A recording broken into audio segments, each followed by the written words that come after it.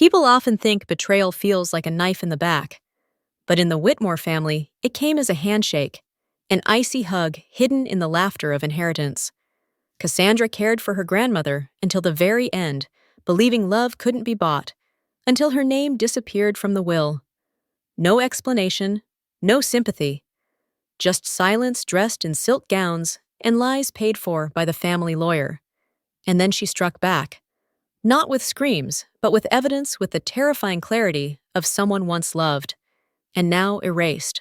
Before we dive into this twisted, jaw-dropping journey, hit that subscribe button to follow our most intense, heartbreaking, and true story episodes.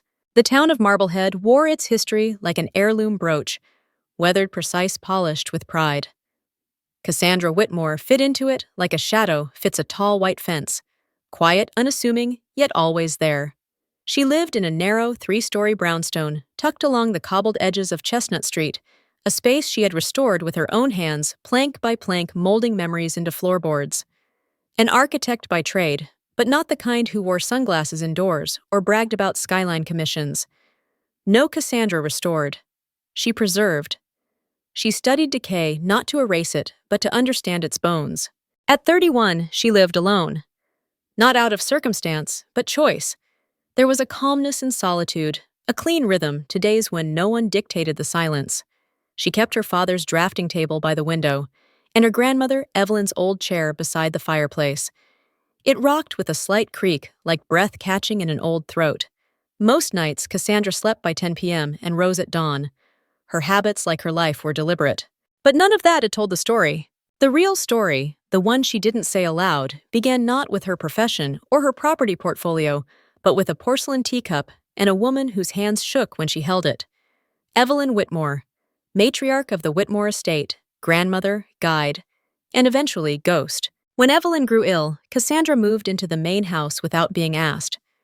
The others, the sons, the grandsons, the wives who always wore too much scent, had their own appointments, fundraisers, charity galas, and board seats to attend to.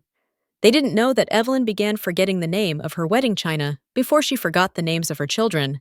Cassandra knew.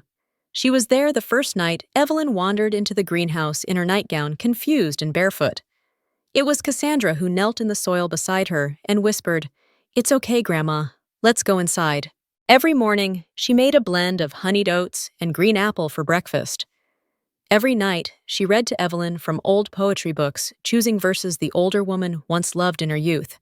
Yeats, Bishop, even Dickinson on the days when Evelyn couldn't remember where she was, but still felt something stir inside her at the sound of, "Because I could not stop for death." There was a grace in the way Cassandra moved through those days, methodical, unwavering. She fed her, changed her, lifted her frail frame without complaint. Some might call it duty. For Cassandra, it was devotion. The Whitmores did not speak of it. They sent flowers on holidays, sometimes arrived at Christmas dinner late and left early. Evelyn's sons, Cassandra's uncles, mostly offered advice on estate taxes and property consolidation. They didn't notice when Evelyn stopped asking about them. Cassandra did. At 3:12 p.m. on a Thursday, as light spilled through the arched bay windows of the east parlor, Evelyn turned to Cassandra, mid-sip of tea, and said, "This house, it should be yours, you know. Not because I owe it to you, but because it knows you." Cassandra said nothing at first. She tucked a wool shawl around her grandmother's shoulders, nodded once, and whispered, "I'll take care of it." That was the promise, not in ink, but bone deep. The Whitmore family was old money, established, ironclad, and clean on paper.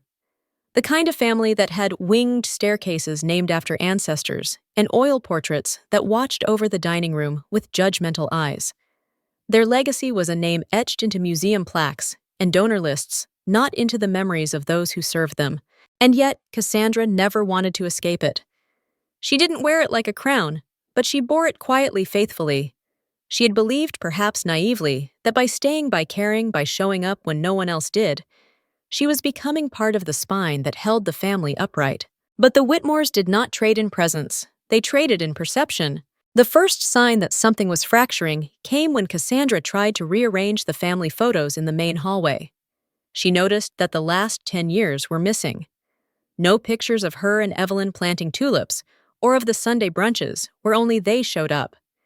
She offered to print some recent ones. Her uncle waved it off. "Let's keep the gallery classic," he said.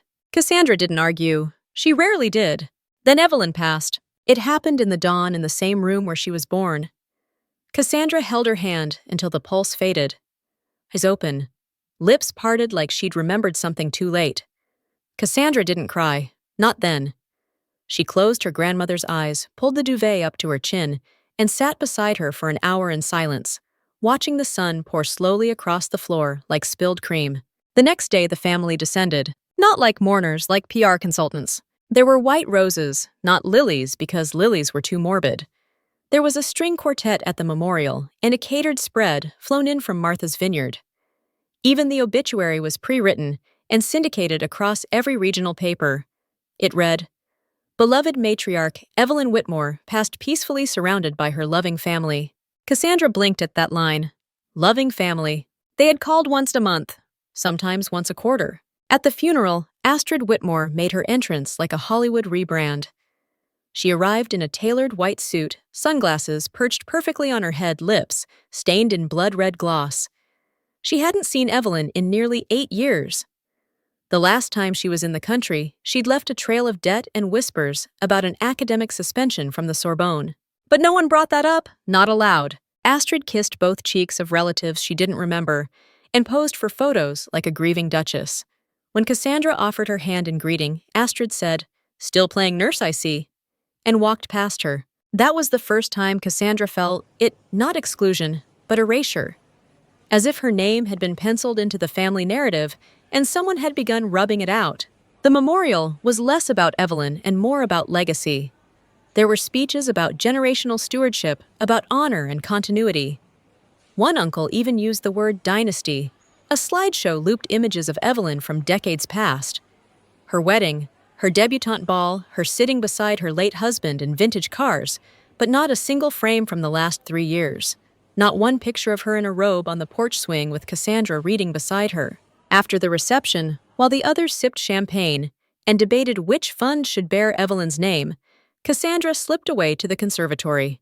It still smelled like lavender and thyme. She found Evelyn's gardening gloves neatly folded on the bench, the same ones she used even after her hands had begun to tremble. Cassandra pressed her face into them, inhaled the memory, and for the first time allowed a single tear to fall. Not because Evelyn was gone, but because everything they had built, every quiet act of love, was being rewritten in real time. By the time she returned to the main parlor, the family had already begun planning the estate reading. Astrid was laughing with Lambert, the family's long-standing legal advisor. Cassandra caught a glimpse of them by the fireplace, heads bent close, sharing something more than nostalgia. No one asked Cassandra if she needed anything. No one even asked if she was okay. Later that night, as the last of the guests drove off, and the house fell silent, Cassandra returned to the bedroom where Evelyn had died. She sat beside the bed, held the teacup her grandmother had sipped from just days before, and whispered, "I kept my promise." The room didn't answer, but the weight in her chest did, and something deep inside began to shift. The reading of Evelyn Whitmore's will was scheduled for precisely 3 p.m. on a Sunday that smelled like old mahogany and wet granite. The room chosen was the Whitmore Estate's West Library, a space more symbolic than functional, lined with untouched first editions and portraits of ancestors who stared down with stiff collars and painted pride. The family gathered as though for a ceremony, not a conversation. Polished shoes clicked across the marble floor, designer handbags were set down like trophies, and even the lawyer's briefcase looked as if it had been dry cleaned. Cassandra sat in the third leather armchair from the fireplace, the one Evelyn used to claim before arthritis stole the pleasure of soft furnishings. She wore a black wool dress, simple and unassuming. No makeup, no jewelry beyond a gold band on her right hand, a gift from Evelyn when she finished architecture school. To her left sat Uncle Raymond, Evelyn's oldest son, and a man who ran his shipping empire with a tone that suggested he'd never been wrong. His wife, Marcia, 3 shades blonder than the previous holiday, scrolled through her phone, only occasionally glancing up. Astrid swept in last, of course. She wore navy blue, not black, because, as she would later say, death is just transition. Her heels clicked like punctuation, and when she greeted Lambert, the family's lawyer, it was with a kiss to both cheeks and a whisper Cassandra couldn't hear but somehow still understood. Lambert cleared his throat. He was a man built for propriety, salt and pepper hair, combed back thick glasses, voice polished with Ivy League diplomacy. "Shall we begin?" he asked, though no one answered. He didn't wait. The air shifted as the first page turned. Per the wishes of Evelyn Grace, Whitmore Lambert began. This is the final legal declaration of her estate and assets dated March 17th of this year and signed in the presence of two witnesses. Cassandra leaned forward, hands clasped so tightly in her lap, her knuckles burned white. She hadn't needed to speculate what the will would say. She had been there, every day. Through the frailty, through the forgetting. She was Evelyn's shadow, her companion, her constant. There wasn't just expectation, there was history. The first few pages read like a polite checklist. Charitable donations to the Whitmore Foundation, endowments to the arts, a final note about cemetery upkeep. Then came the house. The Whitmore estate at 11 Fielding Lane. Lambert read is to be passed in full to my granddaughter. Cassandra's breath caught. Astrid Whitmore. A full stop, not a comma, not a conjunction, not a continuation. Astrid Whitmore. There was a pause. Not long enough to react, but long enough for it to sink. Then murmurs, soft, embarrassed, calculated. Cassandra blinked, as if the room itself had spoken in a language she hadn't learned. She waited. Surely her name would come next. Another property, a trust, even a letter, something, anything. But nothing came. Evelyn's jewelry collection, Astrid. The antique writing desk, Astrid. The first edition books, Astrid. The European art pieces split among the sons. The gardens, Astrid. Not once, not one time did Lambert utter her name. She sat motionless as the words washed past her like a wave breaking over a stubborn rock. Around her, no one made eye contact. Even Marcia put down her phone and stared ahead, glassy-eyed, as if unable to look at Cassandra without risking contagion. When Lambert finally closed the folder and folded his hands over the leather case, silence filled the room. It wasn't reverent, it was rehearsed. Cassandra inhaled slowly, exhaled even slower. "I believe that concludes our reading," Lambert said. Someone coughed. Someone else stood. Chairs shifted. Uncle Raymond spoke first in a voice half casual, half cautious. "Well, I suppose we should discuss logistics, storage valuation, all that." Astrid smiled, teeth gleaming like polished bone. "We'll need to clear out the east wing first. I have plans for the atrium space." Cassandra didn't move. Raymond's younger son, Bennett, patted her awkwardly on the shoulder as he passed. "Tough break, Cass. Grandma always said you were her favorite." She didn't answer, because none of it made sense. She had Evelyn's scent on her sweaters, her handwriting in notebooks, her voice on cassette tapes. The woman had spoken to her in moments no one else had earned, and yet her name, her entire existence, had been erased. She stood slowly. Lambert looked up, but said nothing. He didn't meet her eyes. No one did. It was as though she had never been there at all. By the time she reached the front hall, her vision had narrowed into tunnel focus. The portraits on the walls, once proud symbols of lineage, now felt like strangers leering through paint. Outside, the sky had turned uncooperatively to rain. A drizzle at first, then something steadier, more insistent. She didn't bother with an umbrella. Her feet found the path out of muscle memory, down the curved front steps where she once posed with Evelyn for a photo, the one where they both wore matching gardening aprons. That photo didn't make it into the funeral slideshow either. She stopped at the edge of the driveway, under the bare branch of the elm tree Evelyn planted 60 years ago. It had split down the center 2 winters ago, a crack running from the lowest limb to the roots. Cassandra had suggested removing it. Evelyn refused. "A tree has to break before it belongs," she'd said. Cassandra tilted her head back, now letting the rain strike her face without resistance. Her clothes clung to her frame, but she didn't move. Not yet. Behind her, laughter drifted through the front doors. Someone opened champagne. Of course they did. The Whitmores celebrated in discomfort the way others mourned in tears. She closed her eyes. How do you disappear from your own legacy? It wasn't a rhetorical question. It was a wound. She had been edited out with surgical precision. Not overlooked. Deleted. And perhaps worse than the betrayal was the orchestrated silence that followed it. The family's collective willingness to pretend it made sense. To pretend she had never belonged in the first place. In that moment, drenched and furious and oddly calm, Cassandra realized something she hadn't let herself say aloud before. They hadn't forgotten her. They had chosen to forget her. And that was war. The house sat in silence, as though it knew it had been betrayed. Cassandra pushed open the side entrance, not the front. The Whitmores always used the main hall for effect-sweeping entrances and theatrical exits, but Cassandra had always preferred the utility entrance that led through the pantry, past the laundry room, and into the heart of the home where Evelyn actually lived, where she laughed, where she aged. She closed the door gently behind her and stood still for a moment listening. But there was nothing, not even the whisper of wind against the glass, just absence. The scent hit her first lemongrass lavender and a faint trace of old paper. It had been weeks since Evelyn passed, but the air still remembered her. The family hadn't moved her things yet, too busy dividing them. Cassandra walked slowly through the kitchen. The wooden spoon still rested in the ceramic utensil jar. Evelyn's calendar hung on the wall, May dates circled in blue ink. The last entry read, Cass, tea at 4. Her throat tightened, but she didn't cry. She went to the study. This wasn't the Whitmore library, with its shelves of unread novels and vanity editions. This was Evelyn's study, personal cluttered reel. Stacks of envelopes tied with ribbons sat in the bottom drawer. Dozens of them. Cassandra had seen her write these letters sometimes late at night, always on the same monogrammed stationery. She unfastened the first ribbon. Letters from Evelyn to herself, to her late husband, to Cassandra, some dated years back, some written just weeks before she died. She pulled one toward her, the ink barely faded. Dearest Cass, if you're reading this, it means I've gone. But if you're reading this because something feels wrong, then know that you're right to trust your instincts. The rest of the letter was crossed out. Not sloppily, but precisely.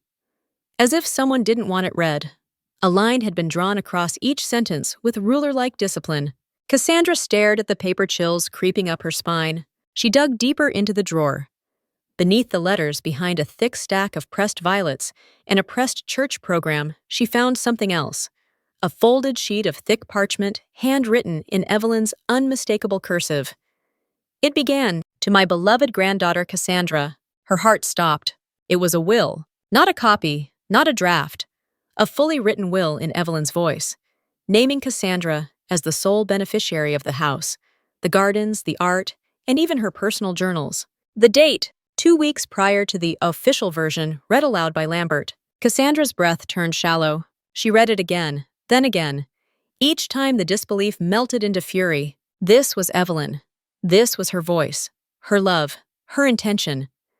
The version read at the will reading wasn't just different, it was sanitized. Stripped of any trace of Cassandra's name, like someone had bleached her out of her own bloodline. She stood suddenly. The room spun for a beat. Her knees buzzed with adrenaline. She needed answers. Lambert's office was only 12 minutes away, tucked into a converted colonial with ivy strangling the outer windows. She didn't call. She didn't plan. She just drove, one hand gripping the steering wheel, the other still clutching the folded letter. The sky had darkened again by the time she reached his building. Rain clung to the edges of the slate roof, waiting.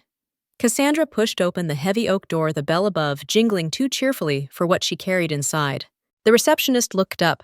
Young, alert, too polished. "Do you have an appointment?" she asked. Voice dipped in sweet disinterest. "No, but tell him it's Cassandra Whitmore." The woman blinked, hesitated. "I'm afraid Mr. Lambert is currently in a meeting. He's booked for the rest of the day." Cassandra reached into her bag, pulled out the handwritten will, and laid it quietly on the counter. "You can tell him I found this." There was a pause, a shift, but the woman only gave a tight, rehearsed smile. "I'll let him know, if you'd like to leave a message." "No," Cassandra interrupted. "I'll wait." She sat down in one of the stiff leather chairs and stared at the frosted glass door that separated the lobby from Lambert's office. 30 minutes passed, then 40. She never saw his face. Eventually, the assistant returned. "Mr. Lambert has requested that all communication go through legal counsel moving forward. He won't be available to discuss personal estate matters at this time." Cassandra stood. No emotion showed on her face. "That's fine," she said evenly. "We'll let the documents do the talking." She didn't take the original with her, just a scan she had made before leaving. She drove back to Evelyn's house with something calcifying inside her. Not rage exactly, something colder, more surgical. If this was war, then she wouldn't go in with a flame. She'd go in with evidence. Back in the study, she began checking every drawer Evelyn had ever used, every file, every dusty envelope. She searched behind books, inside old hymnals, under the loose floorboard Evelyn had once pointed out when she lost her rosary in 1998. Cassandra knew this house like the back of her palm, but now she searched like someone hunting a buried crime. And then under a stack of old cassette tapes labeled Garden Notes 94, she found it. A small digital voice recorder. Silver, scuffed. The kind Evelyn used years ago when arthritis made writing difficult. She clicked play. The first few minutes were nothing, just static. Then Evelyn's voice soft and slurred. April 9th, 7:12 p.m. Astrid visited today. Strange girl. She smells like money but moves like hunger. Cassandra froze. The next track was even shorter. No, I told her no. But she said the lawyer promised she could arrange something cleaner. I don't like the way she smiles when I say the word inheritance. I don't like the way Lambert looks at her when she thinks I'm not watching. Click. Then another. Astrid again. Lambert too, whispering. I pretended to be asleep. I'm not stupid. She thinks she's tricking a dying woman. But I didn't build this house by being soft. Click. Cassandra sat back, recorder shaking in her hand. They had been in the room, together, alone with Evelyn.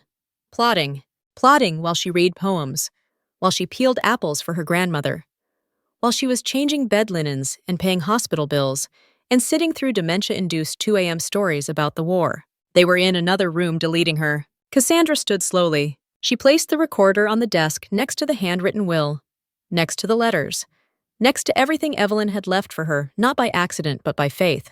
And then she whispered to no one, to everyone. They forged her death before she ever died.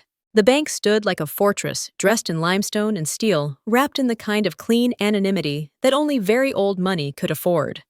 Cassandra had been here before years ago, when Evelyn brought her to deposit a check from the sale of a summer property. She hadn't thought of it since. But now the memory clawed back with purpose. Whitmore family finances were labyrinthine layered in trusts, LLCs, and shell structures, built by generations of lawyers with good intentions and worse egos. Evelyn, however, kept one account separate. Quiet, personal, not under the family name, not under the foundation, just hers. Cassandra remembered because she was once scolded for asking about it at dinner.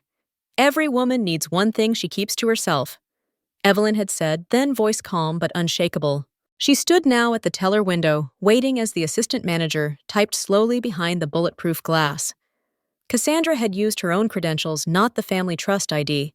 She didn't want them to know she was coming. Not yet. I'm sorry, the woman finally said.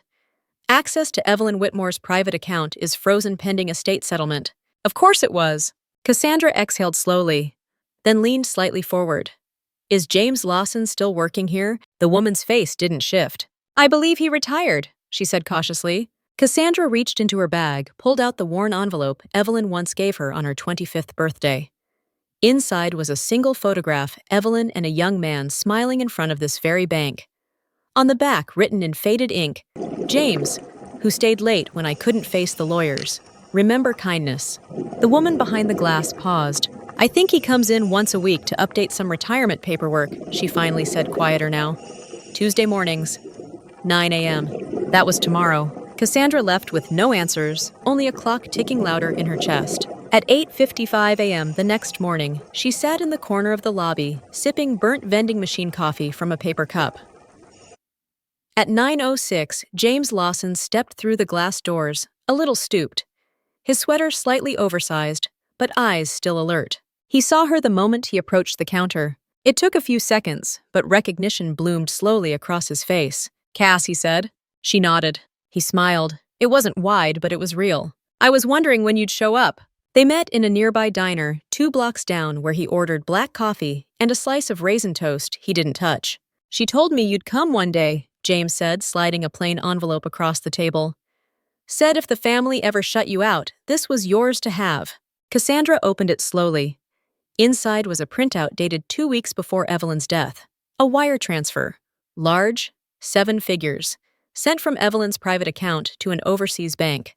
The recipient name, Astrid Whitmore Holdings, Zurich. Cassandra's stomach twisted. Did she know, she asked.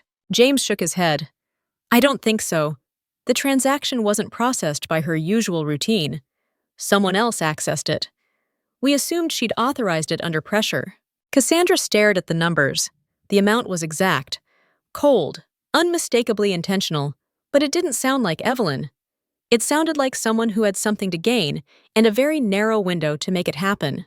Astrid, it wasn't just greed, it was orchestration. Is there a traceable path? Cassandra asked. James looked down at his cup. Not easily. It was cleaned through a series of intra-account loans, then pulled into a holding corporation registered in the Caymans. I tracked it once off the record. It disappeared. Cassandra clenched the envelope in her hand. Thank you. James finally met her eyes again. She trusted you. Don't let them bury that. The next stop was riskier. Lambert's law office had gone into fortress mode after Cassandra's visit. Phone lines rerouted. Front desk guarded. Access restricted to verified appointments only. But Cassandra wasn't walking through the front door this time. She knew about the side entrance. She knew that on Thursdays, the office intern Anna left her bag hanging in the hallway coat closet while she ran to get coffee. Evelyn had taught her the value of observing the mundane. At 2:15, Cassandra waited outside the service lot until Anna exited latte in hand, earbuds in oblivious. Cassandra slipped in behind a delivery guy and ducked through the side hallway. The second door on the left led to the basement archive. No alarms, no cameras, just keycard entry, which unfortunately she didn't have. She paused, then smiled. She pulled out the old brass key Evelyn had given her 6 years ago, the one she claimed didn't open anything important. It clicked, a soft mechanical whisper. Inside the archive smelled of dust and memory. Row after row of file cabinets stretched along the back wall, each marked by year. Cassandra scanned until she reached the cabinet marked 2023, drafts pending. Her hands moved with surgical speed. Third drawer, folder 46B, E. Whitmore, draft will. She opened it. Cassandra's heart thudded. The handwriting was familiar. Too familiar. Lambert's precise penmanship filled in details around typed legal sections. The original name, Cassandra Whitmore. Designated sole beneficiary. Sole authority over Evelyn's personal estate, real property assets, and intellectual property. The section was crossed out once in red ink, then typed over with Astrid Whitmore. But what mattered wasn't the red ink. It was the timestamp. The edit was dated 2 days after Evelyn had been admitted into inpatient care for pneumonia, a time when she could barely speak. And the witness line, blank, not notarized. Cassandra took photos. Every page, every note, every marginalia. She replaced the folder as she'd found it, then backed out as quietly as she'd come. Outside, the sky had turned gray again. The wind picked up like the world exhaling with her. Back at Evelyn's study, Cassandra laid everything out like an evidence board. The handwritten will, the voice recordings, the offshore transfer, the original draft with her name. Each item told a piece of the truth, but together they became a weapon. Not of vengeance, but of clarity. She opened a new folder, labeled it in bold block letters, The Erased Truth, and slid the first document in. The invitation was sent via email. No phone call, no personal note. Just a line in a shared family thread Cassandra hadn't spoken in for months. Family meeting. Sunday, 4:10 p.m., House Main. No subject, no warmth, no mention of her name. Still, Cassandra arrived. She parked her car a few blocks away, not out of fear but distance. It gave her time to breathe, to become steel. She wore black again, but not morning black. Command black. High collar pressed sleeves, hair pinned tightly behind her head. A storm without thunder. When she stepped inside the Whitmore Estate's main hall, no one looked up. The grand foyer had been transformed not into a place of memory, but a showroom. The furniture was rearranged, photos replaced. A digital rendering of a modern wellness spa projected onto a mounted TV in the corner, showcasing infinity pools and eucalyptus rooms. Cassandra recognized the pillars in the background. Her grandmother's garden had been photoshopped into a serenity fountain. Astrid stood at the center of the room like a keynote speaker, fingers fluttering over a crystal glass voice, smooth and precise. And so, given the market interest in holistic luxury and brandable heritage properties, we're thrilled to announce that the Whitmore House will serve as the flagship location for our lifestyle spa brand. Renovations will begin this fall. There was applause. Polite, hesitant, manufactured. Uncle Raymond nodded clearly, uncomfortable but too cowardly to question her. Marcia sipped her champagne. One of the cousins muttered something about branding potential, and someone Cassandra couldn't see who actually whistled. Astrid turned to the room, smiling like a woman who had just won a crown. "It's what Grandma would have wanted," she said. Legacy, but with forward vision. Cassandra stepped forward. She didn't speak. Not yet. But the silence she carried made people shift. The kind of silence that wasn't empty, but heavy, like a blade balanced on a fingertip. Astrid saw her, smiled tighter. "Cassandra," she said, feigning delight. "Glad you could make it." Cassandra didn't return the greeting. "You're selling the house?" she asked, not loud, but sharp. Astrid tilted her head, mock confused. "Well, yes. The property taxes alone are astronomical. It's the responsible choice." "This isn't a business asset," Cassandra said. "It's a legacy." Astrid's laugh was perfectly timed. "Exactly. That's why it should serve the future, not sit in the past." Cassandra didn't respond. She didn't need to. Every second she didn't speak, Astrid fidgeted more. The silence made her nervous. Uncle Raymond cleared his throat. "Let's not turn this into something personal. We've all agreed well, most of us, that this plan aligns with the family's long-term goals. Long-term goals. They'd let a woman who hadn't seen Evelyn in a decade sell her home like she was liquidating furniture, and no one had said a word. Cassandra's eyes burned, but she didn't blink. Not here, not now. Later in the hallway, near the service wing, Cassandra paused by the linen closet, an instinct more than a choice. The door to the side kitchen creaked open, and Maria stepped out. The oldest of the housekeepers, nearly 80 now, but still sharp. She had worked for the Whitmores for over 40 years, raised 3 of her own children in this house's shadow. She stopped when she saw Cassandra. For a second, they just stood there. Then Maria gave a tight nod. "They forgot how she used to laugh," she said softly. "Not as a greeting, but a statement. Used to make me stay late just to watch cooking shows together. Always asked if you were coming." Cassandra swallowed. "They're selling it," she whispered. Maria's face hardened. She'd haunt them for that. They stood in silence again. Then Maria added, voice lower now. "You know she left it for you." Cassandra looked up. Maria's gaze didn't flinch. She said it more than once. "Told me while folding towels." Said, "That one, the quiet one, she gets it. She knows what this place really is." Cassandra felt something deep inside her snap back into place. It wasn't anger. It was validation. It was the proof her bones had been waiting for. She didn't return to the party. Instead, she walked through the east wing, the one Evelyn had closed off in her final years. Dust curled in the corners, and the windows bore fingerprints of time. But the house still held its breath, still carried her grandmother's scent in its walls. Cassandra stood in the nursery-turned-music room and looked at the piano, unplayed for a decade, yet still tuned. She traced her fingers along the wood. It had survived 3 renovations, 4 generations, 5 storms. But not this. Not greed. Not betrayal dressed in wellness branding and press releases. The issue wasn't just the house, or the money. It wasn't the legal slight, or even the forged will. It was the erasure. They had tried to rewrite a woman's love, to privatize memory, to turn devotion into inconvenience, and Cassandra had watched it all unfold while seated at the back of the room. No more. This wasn't about inheritance. This was about truth, about putting a name back where it belonged. At midnight, she sat at her kitchen table. Evelyn's will, unfolded in front of her, voice recordings laid out like confessions, the envelope from James now scuffed from use. She didn't cry, she cataloged. One document at a time, she began creating timelines, charts, annotations.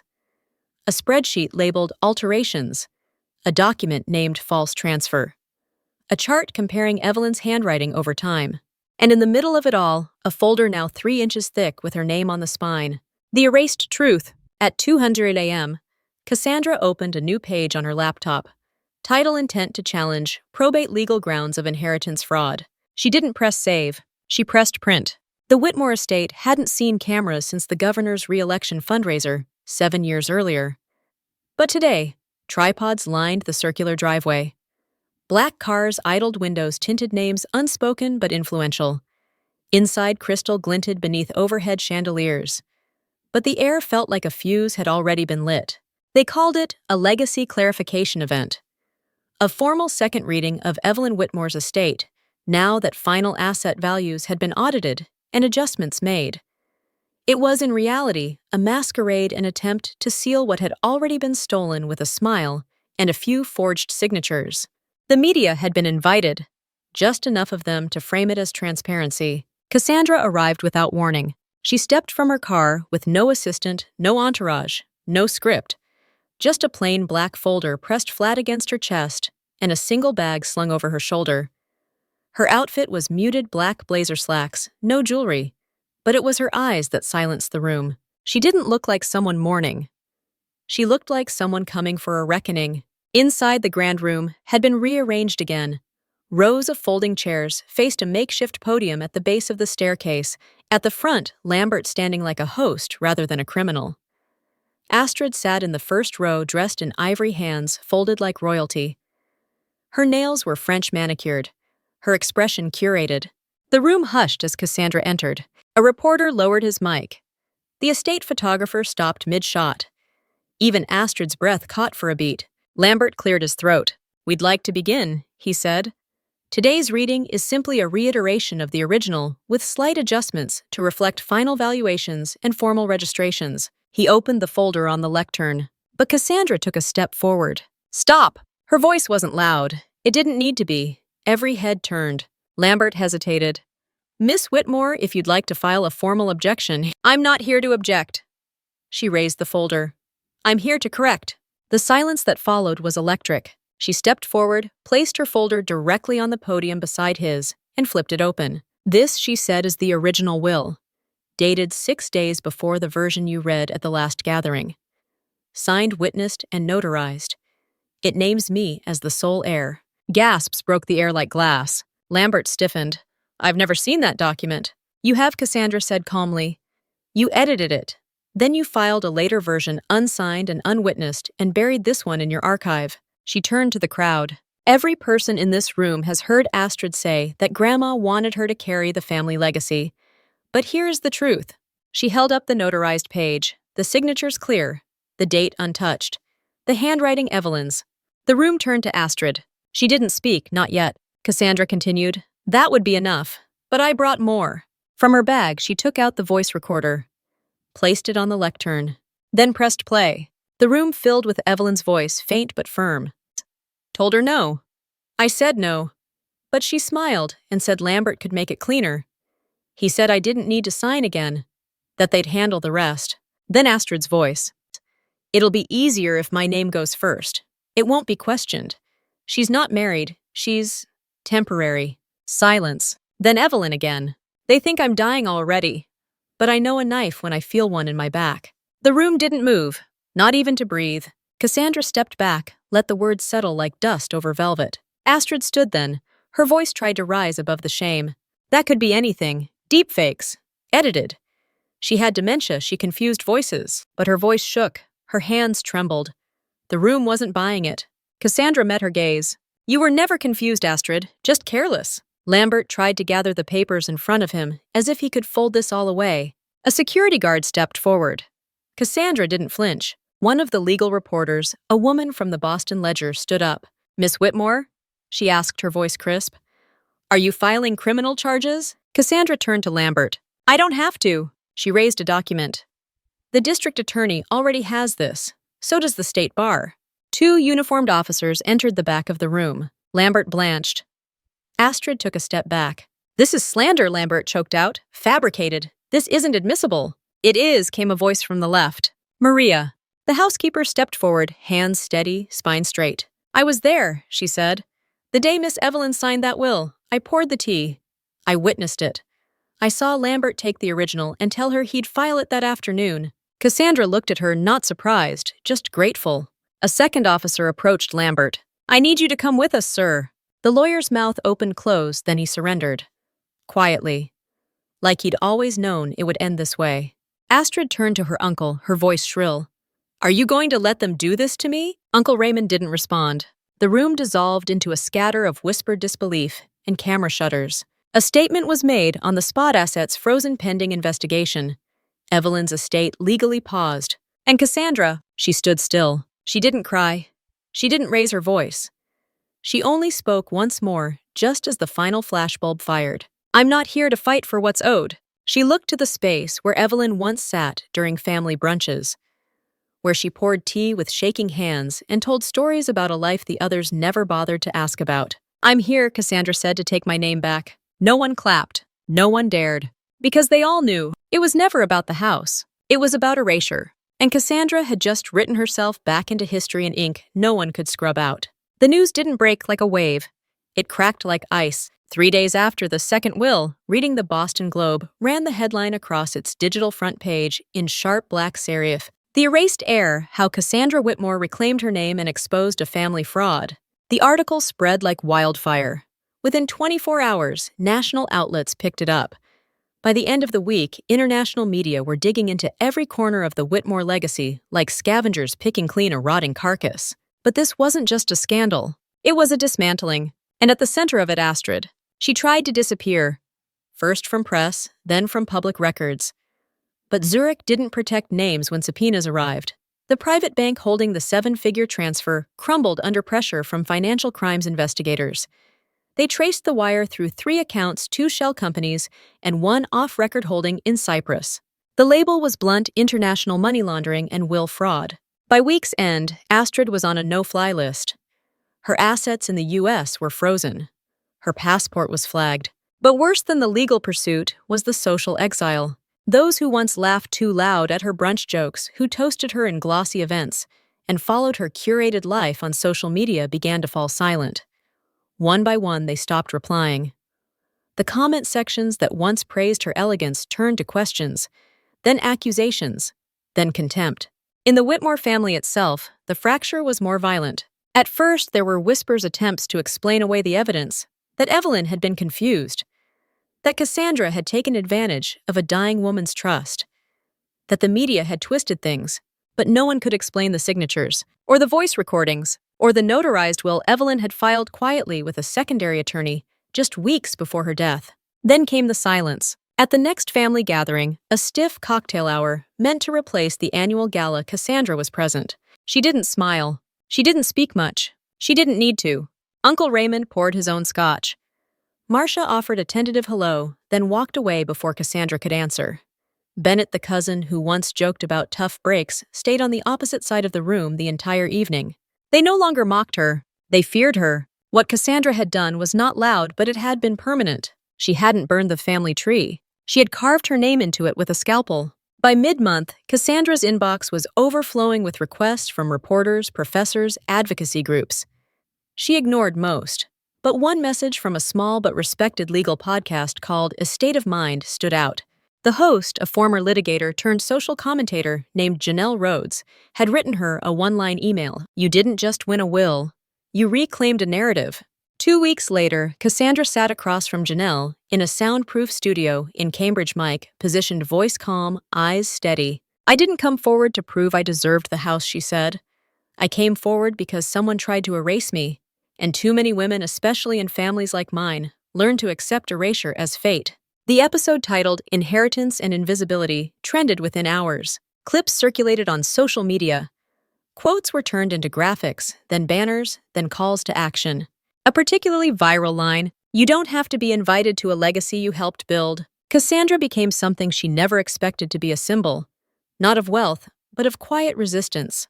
She didn't lean into it. She didn't tour or sell memoirs. But when asked to speak at a women's legal conference, she said yes, not to be applauded, but to be useful. Meanwhile, Lambert unraveled. The Massachusetts Bar Association moved swiftly. Within 8 days of the investigation opening, he was placed on indefinite suspension. 30 days later, disbarment proceedings were initiated. Cassandra didn't press criminal charges. She didn't need to. The fraud was documented, the tampering evident. The cover-up exposed through metadata emails and timestamps Lambert thought he had deleted. The courtroom was sterile when Cassandra filed her civil suit. It wasn't dramatic. No cameras, no audience, just paperwork facts, and a silence that grew with every admission Lambert was forced to sign. The judge ruled in her favor without hesitation. Cassandra was awarded damages. The amount didn't matter. What mattered was the sentence typed in bold legal font at the end of the order. The plaintiff, Cassandra Whitmore, is hereby acknowledged as the rightful heir, both in law and in original testament. She read it once, then once more. Then she filed it into a new folder marked simply Truth. She didn't celebrate. She went back to Evelyn's house, now hers, not as a victory, but as a return. The garden had overgrown since the funeral. Roses tangled into fences and lavender bushes bent under the weight of weeks of neglect. Cassandra spent hours pruning, digging, repotting. It didn't look better yet, but it looked like someone cared again. Inside, she cleared the guest wing and converted it into something new, a study hall, a library, a quiet space. She didn't name it after herself. She named it after Evelyn, the Evelyn Grace Initiative, funded by a portion of Cassandra's settlement, and a matched grant from a women's rights foundation. It would provide scholarships to young women seeking education in law architecture and estate rights fields where too many daughters and granddaughters had been told to stay out of the room. She launched it quietly, no press release, no ribbon cutting, just a website, a submission portal, and an inscription in the main room carved into the wood above the fireplace. For the girls they tried to erase. Cassandra didn't speak to Astrid again. Not because she couldn't, because she didn't need to. The last time she saw her was from across a courthouse hallway, Astrid flanked by lawyers, sunglasses on phone in hand, pretending not to see. Cassandra didn't wave. The silence was sufficient. At night, Cassandra sometimes walked the halls of the estate, with a candle habit more than ritual. She would pause in front of Evelyn's favorite window seat, the one with a slight draft that always caught the scent of the sea. And she would whisper not for magic, but for memory, "I kept the promise." And somewhere she liked to believe Evelyn heard it, not with ears, but with legacy, not through applause, but through endurance. The keys didn't feel like victory when Cassandra turned them in the lock. They felt like memory-cold metal worn by time, shaped by hands that once trembled while signing documents Cassandra had now read 100 times. The Whitmore estate was hers, legally, irrefutably. But as the front door creaked open and the scent of lavender and dust spilled into the foyer, Cassandra knew that ownership wasn't possession. It was responsibility. She stepped into the silence. The furniture remained where it had always been, but the air had shifted. The last time she'd stood in this room, Astrid had been holding a champagne glass and smiling for photographers. Now it was only Cassandra. No camera flashes, no speeches, no audience. She dropped her overnight bag by the stairs and walked barefoot to the back of the house, the garden still wild, the fountain dry. She didn't start fixing anything that day. She didn't unpack. She simply stood there in the stillness and let the house breathe around her. Because for the first time in months, she didn't have to fight. She just had to heal. Healing, of course, wasn't cinematic. It wasn't a montage of blooming flowers and sunlight through windows. It was slow, uneven, quiet. Cassandra spent mornings restoring the garden trimming, back overgrown roses with the same shears Evelyn once used. She scrubbed the marble counters clean with lavender oil and vinegar, just the way Evelyn taught her. She aired out the attic, found a nest of moths, repaired a cracked window pane, laughed once sharp sudden when she discovered a faded grocery list Evelyn had scribbled on the back of a museum program, eggs, soap. Remind Cass to prune the west bed. The note wasn't profound, but it was personal. In a life where so many had chosen to forget her, this scrap of paper remembered. Slowly, the house became a home again, and slowly people began to return. Not the whole family, not the ones who once raised glasses with Astrid or sent condolence cards without envelopes, but a few. The quiet ones, the ones who had never had power in the family machine, but remembered Evelyn as a woman, not a symbol. Aunt Lillian dropped off a tin of homemade lemon biscuits one afternoon. She didn't stay, didn't ask for anything. Just handed them over and said, "Your grandmother loved these. She always made me save her the broken ones." Cassandra thanked her. Then there was Henry, a distant cousin, who once gave Cassandra a book on structural design when she graduated. He left a letter in the mailbox. Handwritten. "You did the hard thing. I never had the spine for it. I'm sorry." She didn't reply. Not out of malice, but because sometimes silence is the purest form of acceptance. It was the girl who surprised her most. She arrived on a Saturday afternoon, just as the rain started, a thin drizzle, not heavy enough to demand umbrellas, just enough to blur the glass. She was 15, maybe 16. Dark curls tied back, oversized hoodie, nervous posture. Cassandra recognized her before the girl said a word. Astrid's younger sister. Ellie. They hadn't spoken in years, not since Evelyn's birthday, when Ellie was still in braces, shadowing Astrid like a silent echo. Cassandra opened the door. Ellie didn't smile. She just said, "I know you probably don't want to see me." Cassandra stepped aside. "Come in." They sat in the sunroom, rain tapping the windows, old porcelain cups resting between them like artifacts of a peace treaty. Ellie spoke first. "I just wanted to say, I'm sorry for not saying anything, for not doing anything. I heard things. I saw things, but I thought she broke off. I thought I wasn't allowed to question her. Astrid, she was always the star, and I thought if I kept my head down, she'd leave me alone.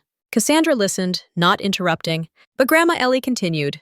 She told me once, it was late, she was tired, and I was painting her nails because Astrid was too busy. She said, one day you'll have to take care of Cass. She's strong, but that strength can make her very lonely. Cassandra's hands tightened around her teacup. She made me promise, Ellie whispered. Cassandra looked up, eyes sharp. Promise what? To look for you. If things ever got strange. If anything ever happened to her. She said, they'll come for her. Because she's quiet. Because she doesn't brag. But she sees everything. For the first time in months, Cassandra felt something crack inside her. Not break, just shift. Thank you, she said. Ellie nodded. I think she knew this would happen. Cassandra exhaled.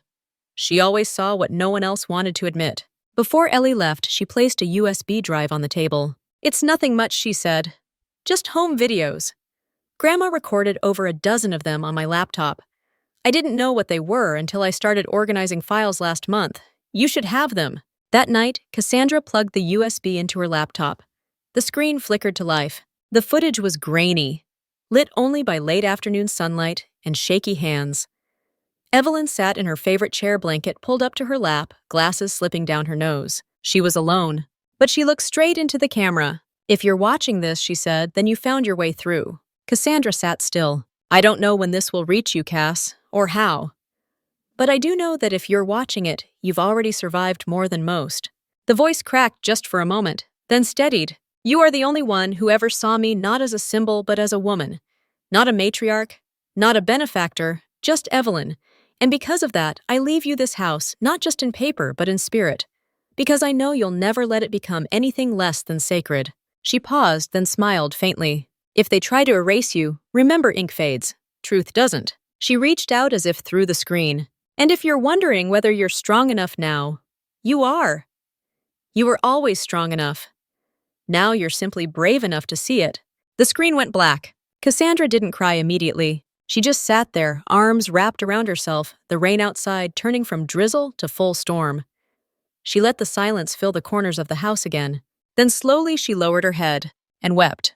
Not like someone grieving, like someone letting go, like someone who had carried too much for too long in silence. And finally was allowed to feel it all. The front parlor had once been formal, a place for appearances, not intimacy. Velvet chairs no one sat in. Books arranged by color, not content.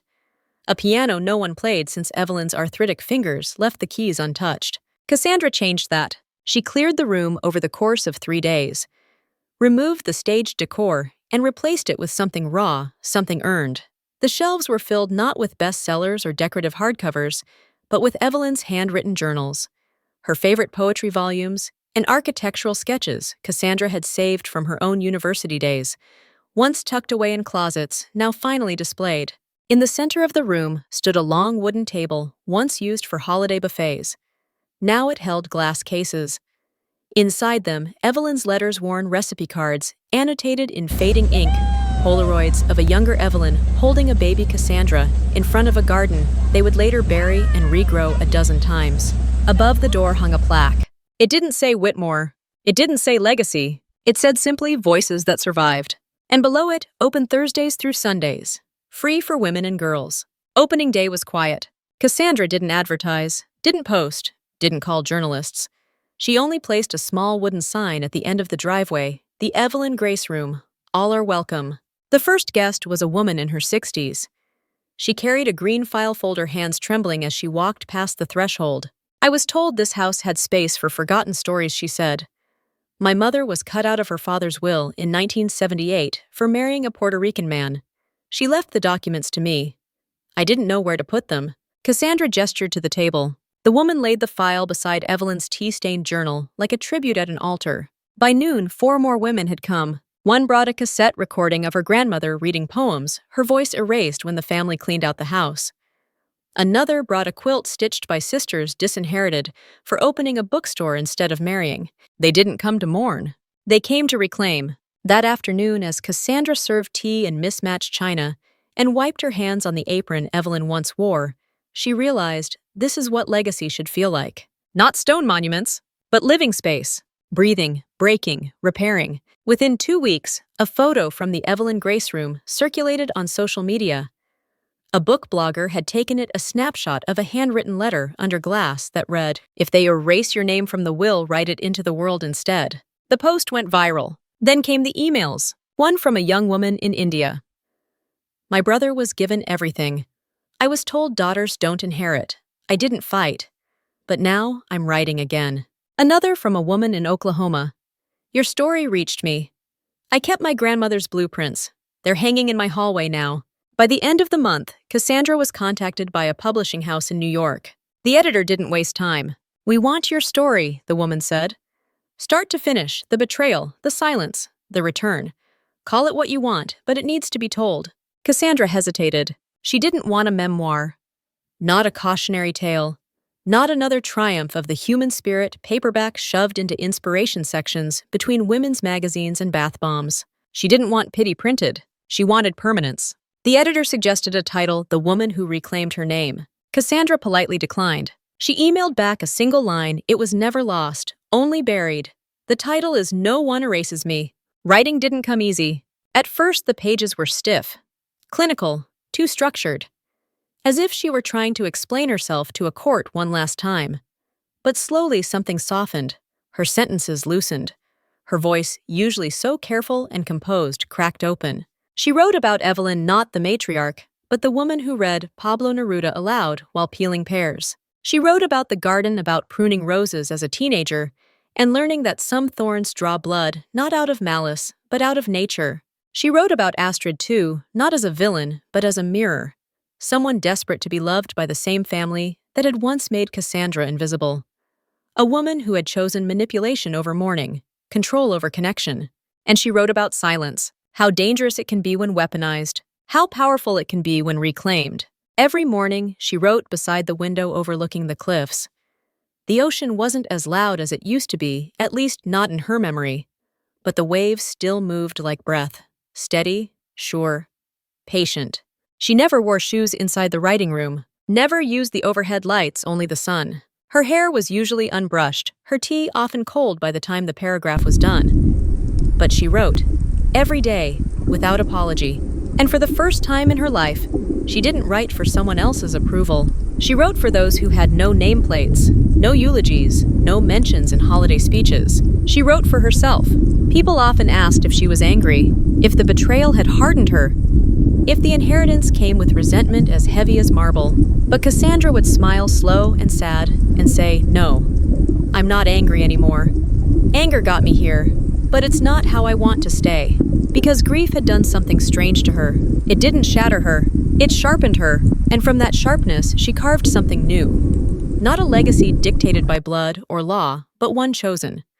One written word by a woman who refused to be reduced to footnotes. The summer air carried a gentler kind of weight. 1 year had passed since Cassandra walked into that inheritance meeting and tore through the theater of appearances like a scalpel. Now the estate stood quiet, blooming with lavender, the roses restored to their full spine and bloom. It was the anniversary of Evelyn's passing. Not a public holiday, not a media event. Just a date that meant something only to those who had once sat at her long table, heard her corrections, felt her warmth.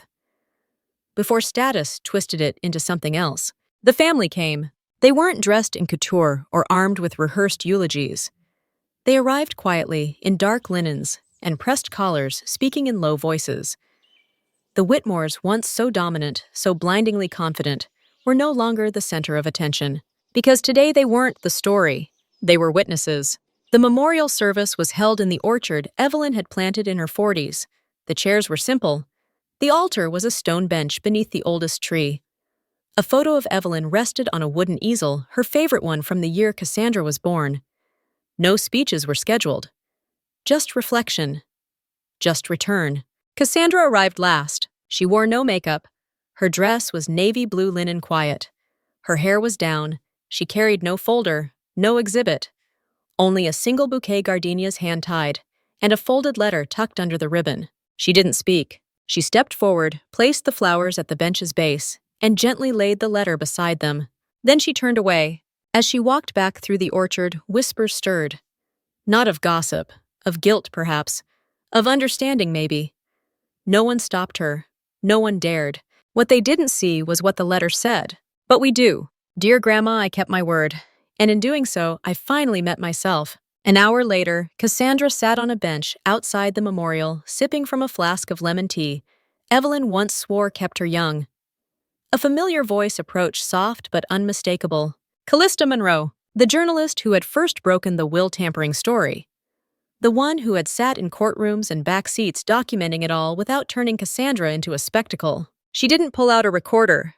She didn't open a notebook. She just sat beside Cassandra and said, "Would you do it all again?" Cassandra didn't answer right away. She looked out at the orchard, the shadows on the grass, the way the wind shifted the leaves like a page not yet turned. "I wouldn't choose the betrayal," she said, "but I wouldn't silence myself again." Callista nodded. Even knowing the cost, Cassandra smiled faintly. Silence has a cost too. You just don't see the bill until it's too late. She paused, then added, "And the quiet. It taught me who the liars were." Later that evening, she returned home. The house greeted her like a cathedral, dim, still sacred. She stepped out onto the balcony, where Evelyn once watched storms roll in across the Atlantic. The sun was lower now, burning gold across the cliffs. The waves crashed far below, steady and unseen. She stood at the railing, letting the light hit her face. And she whispered, "No one is born to be erased." We hear her voice not aloud but inside. If they cross out your name, rewrite the page. If they pretend you were never part of the story, carve your initials into every damn sentence. A montage follows wordless. Cassandra rearranging books in the Evelyn Grace room. A letter from a girl in Istanbul pinned to the bulletin board. "Because of you, I fought for my grandmother's land." An elderly woman sitting by the fireplace, hands on her lap, smiling with recognition. Ellie returning this time with a friend. Both carrying diaries, nervous but ready. And then, a small girl, 8 years old maybe. Wide eyes, tight ponytail. She walks through the library slowly, reverently, like she's in a sacred museum. She approaches Cassandra, who's organizing the glass displays. "Excuse me," the girl says. Cassandra kneels. "Yes." The girl fidgets. "Are you the lady with the keys?" Cassandra raises an eyebrow. "To the doors." "No," the girl says. "To the stories." Cassandra laughs. Not a loud laugh, a knowing one. She reaches into her pocket, pulls out a small brass key, old smoothed by years. Hands it to the girl. "I'm not the one with the key to the books," she says. "I'm the one who holds the key to the truth." Final shots. Cassandra standing in the garden with the ocean behind her. Cassandra lighting a candle in Evelyn's window seat. Cassandra asleep in her reading chair, a book open, her name. Cassandra Whitmore finally printed on the spine. Fade to black. A single line appears on screen, white serif on deep navy. "I didn't ask for inheritance. I demanded my name back." Then, title appears, "No one erases me." Final note, inspired by true legacies lost, found, and written anew.